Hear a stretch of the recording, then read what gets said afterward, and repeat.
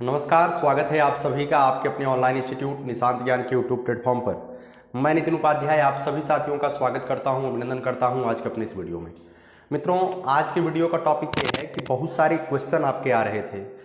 कल आप लोगों का डीएलएड, मैं उत्तर प्रदेश डीएलएड की बात कर रहा हूँ, बहुत सारे लोगों का रिजल्ट आया, बहुत सारी लोगों की कमियाँ आई हैं, जिसको लेकर के मैं ये वीडियो थोड़ा सा 5-6 मिनट का वीडियो दे रहा हूँ।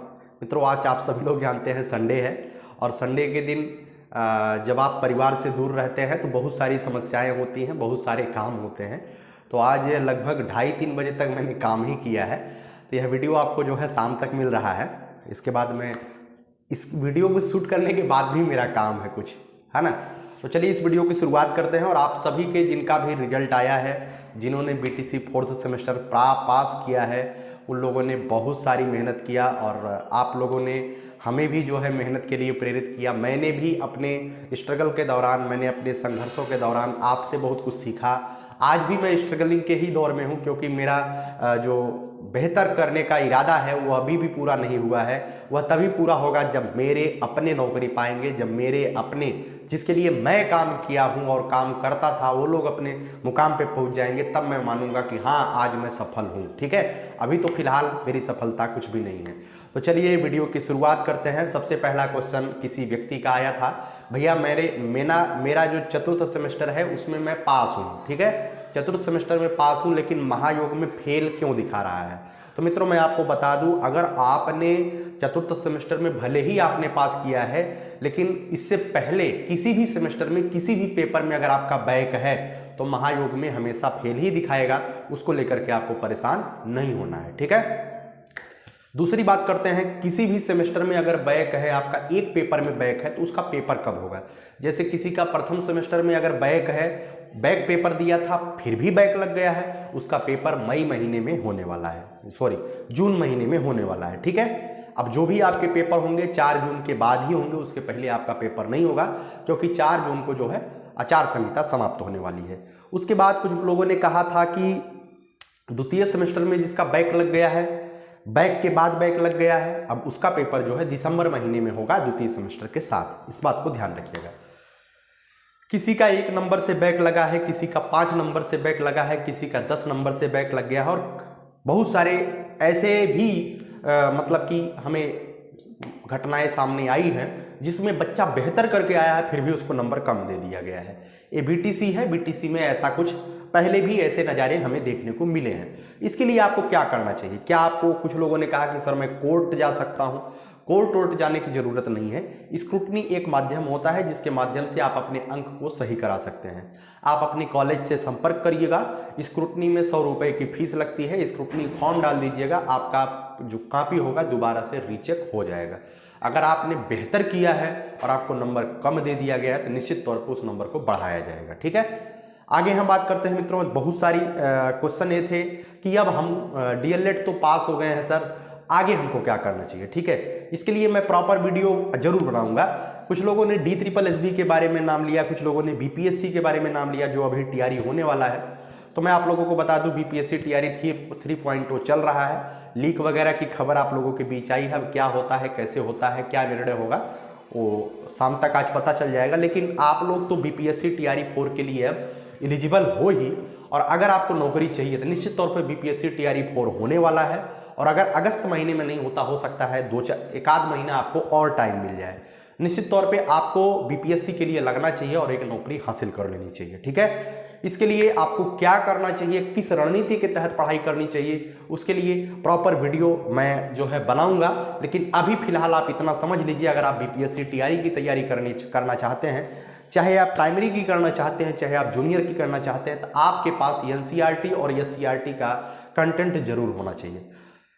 तो आपको 6 to 10, अगर आप प्राइमरी की भी तैयारी करते हैं तब भी आपको कक्षा 6ठी से लेकर के 10वीं तक का जो हिस्ट्री है, ज्योग्राफी है और पॉलिटिकल साइंस है, वो आपको बेहतरीन तरीके से पढ़ना पड़ेगा। ठीक है, जब आप उसको बेहतरीन तरीके से पढ़ लेंगे तभी जा करके आप जो है मतलब कि अपने आप को उस लेवल का तैयार कर पाएंगे। ठीक है, और एक चीज मैं बता दूं, कुछ लोगों ने ये कहा कि भैया केवल एससीईआरटी या एनसीईआरटी पढ़ने से कल्याण हो जाएगा। वो पढ़ने से कल्याण नहीं होगा, लेकिन वो पढ़ने से आपको कॉन्फिडेंस आएगा कि हाँ क्वेश्चन यहीं से आएगा। ठीक है, क्वेश्चन जो आ रहे हैं वो एनसीईआरटी और एससीईआरटी से। जो एससीईआरटी है वो कहाँ पे मिलेगा, ई लॉट्स बिहार। आप क्रोम पे डालिएगा ई लॉट्स बिहार, जो पहला ऑप्शन आएगा उस पर क्लिक कर लीजिएगा। उसके अंदर ऐप नहीं डाउनलोड करेंगे फिर भी आपको जो है किताबें मिल जाएंगी, वहीं से आप किताब पढ़ लीजिएगा। ठीक है, बिहार की एससीईआरटी और भारत की एनसीईआरटी जो होती है उसमें मात्र 25% का अंतर है। तो आप उन्हें जो है, जो आपकी बिहार की एनसीईआरटी है, आप पहले भारत की एनसीईआरटी पढ़िए जो कि हर एक मार्केट में मिल जाएगी, हर एक जगह उपलब्ध है। पहले उस बुक को पढ़िए, उस बुक को पढ़ने के बाद नोट्स जरूर बनाइएगा, लाइन बाय लाइन पढ़ करके नोट्स बनाइए, एक आध पेज छोड़ दीजिए। उसका एक चैप्टर, पहला चैप्टर और एससीईआरटी बिहार वाली एससीईआरटी का पहला चैप्टर लगभग बराबर है, मिलाइए, जो भी चीज़ें आपको एक्स्ट्रा मिलती है उसको लिख लीजिए। ऐसे ही करके आपको आगे बढ़ना है और इस काम को देखिए जल्दी जल्दी करने का प्रयास करिएगा और अपनी तैयारी में आप लगे रहिएगा। ठीक है, अब कुछ लोगों ने कल हमसे, एक लोगों ने कहा कि भैया आप बिहार या एससीईआरटी का टाइप्ड नोट्स हमको अगर मिल जाए तो प्रोवाइड कर दीजिएगा। देखिए आपका भी कहना सही है, लेकिन मेरे पास इतना समय नहीं है कि मैं ऐसा कर पाऊँ, लेकिन आपकी बातों पर मैं गंभीरतापूर्वक विचार करूंगा कि अगर मैंने आपका साथ दिया है, आपका मतलब मेरे ऊपर आपको भरोसा है, तो मैं तो गाइडेंस जरूर दूंगा कि कैसे पढ़ना है और क्या करना है जिससे आप सफल हो जाइए। लेकिन मैं इतना भी कह सकता हूं कि हाँ, अगर आपने टाइप्ड नोट्स का नाम लिया है तो निश्चित तौर पे मैं उस पर भी काम करूंगा। अगर 6 to 10 पूरा एससीईआरटी जो बिहार वाली है उसका नोट्स ही बन जाता है और टाइप्ड हो जाता है तो उससे बेहतर कुछ नहीं होगा, क्योंकि क्वेश्चन, बहुत सारे क्वेश्चन वहीं से सीधे सीधे आ रहे हैं। ठीक है, और दूसरी चीज मैं बताऊंगा, पहले इस काम को करने के बाद आपको क्या करना चाहिए। इस काम को करने के बाद आपको जो बीपीएससी का जो सिविल एग्जाम हुआ है, बीपीएससी का जो सिविल एग्जाम हुआ है, जो आपको घटना चक्र की प्रीवियस ईयर पेपर मिलती है, उस पेपर को आपको जरूर करना है। ठीक है, उस पेपर को करने से, देखिए मैं आपको बता दूं, अंदर की बात यह है कि जो बीपीएससी का प्रीवियस ईयर का पेपर हुआ है वो सभी क्वेश्चन, मैं तो इतना कह सकता हूं कि आप 60% मान सकते हैं, लगभग वही क्वेश्चन घुमा फिरा करके टीआरई एग्जाम में दे रहे हैं। तो आपको उन क्वेश्चनों को एक बार देख लेना है, याद नहीं करना है, एक बार जरूर देख लेना है। ठीक है, देखने के बाद ऐसे ऐसे आप तैयारी को आगे बढ़ाइएगा। अब प्रॉपर किस सब्जेक्ट को कैसे पढ़ें, कौन कौन सा सब्जेक्ट होता है, अभी जो मैंने बताया रफली बताया है।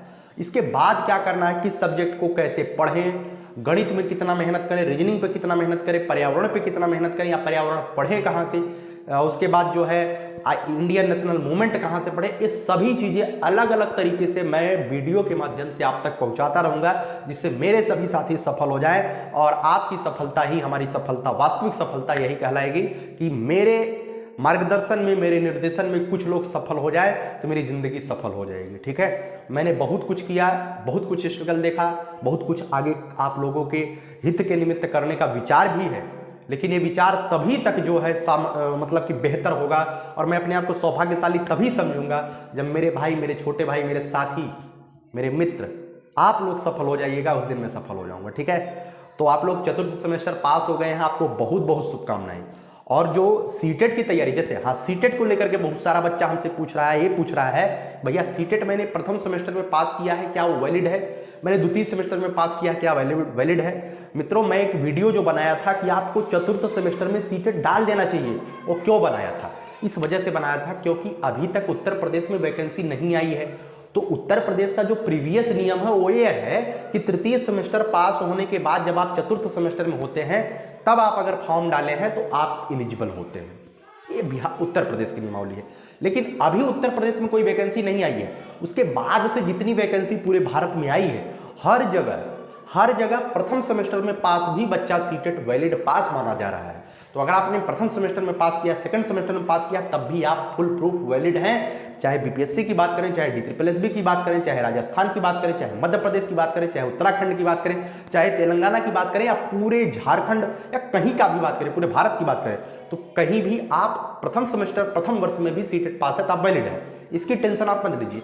मैंने फॉर्म डालने के लिए इस वजह से कहा था कि सीटेट लास्ट बार है, आप लोग परीक्षा तृतीय सेमेस्टर पास हो चुके हैं तो एक बार दे करके देख लीजिए, आपके पास होने भर का 90 नंबर से ऊपर तो आप पा ही जाएंगे, तो आपके पास एक मतलब कि आत्मसंतुष्टि रहेगी कि हाँ मैंने चतुर्थ सेमेस्टर में सीटेट पास किया है। कभी मान लीजिए by the way Uttar Pradesh में बिना टेट की वैकेंसी दे देते हैं जल्दबाजी में, तो आप निराश अपने आप को नहीं पाएंगे। इस वजह से मैंने कहा था यहाँ बिहार में आप लोग वैलिड है। ठीक है, चलिए इस वीडियो को अंत करते हैं और आप सभी से, ठीक है, कल एक बच्चा, एक अनुराग मिश्र, मैं नाम ले रहा हूँ, अनुराग मिश्र का नाम का लड़का था, उसने कहा कि सर आपने हमारा साथ इतना दिया तो मैं आपको गुरु दक्षिणा देना चाहता हूँ। मित्रों, आप लोग जो गुरु दक्षिणा का नाम पैसे से लेते हैं, गुरु दक्षिणा आपको मुझे पैसे से देने की कोई आवश्यकता नहीं है। आप और मेरे प्रेम के सामने पैसे की कोई मैंने वैल्यू नहीं समझता हूँ। जब मैं कोई काम करता हूँ, जब मैं किसी कोर्स या किसी चीज़ को लाता हूँ तो उसमें मैं पैसा जरूर लगाता हूँ। आप लोग मेरे वीडियो को देखते हैं, आप लोग खुद हमें देते हैं, तो फिर हमें जो है, अगर आप गुरु दक्षिणा देना चाहते हैं तो आप सफल होकर के एक बार हमसे कहीं मिल लीजिएगा। अगर मैं सामने आता हूँ तो मुझे पहचान लीजिएगा, यही मेरे लिए बहुत बड़ी गुरु दक्षिणा होगी। बाकी आप लोगों ने जितना प्रेम दिया आज तक, उसके लिए आपका बहुत बहुत धन्यवाद। आप सभी का भविष्य शुभ हो और आप बेहतर करें, जल्द से जल्द आप सभी लोग सफल हो जाइए। मेरी यही शुभकामना आपके साथ है। लगातार प्रॉपर वीडियोज के साथ मैं आपका मार्गदर्शन करता रहूँगा। जो आपकी इच्छाएं हैं उस इच्छाओं पर खरा उतरने का प्रयास नितिन उपाध्याय सर्वथा करेगा। बहुत बहुत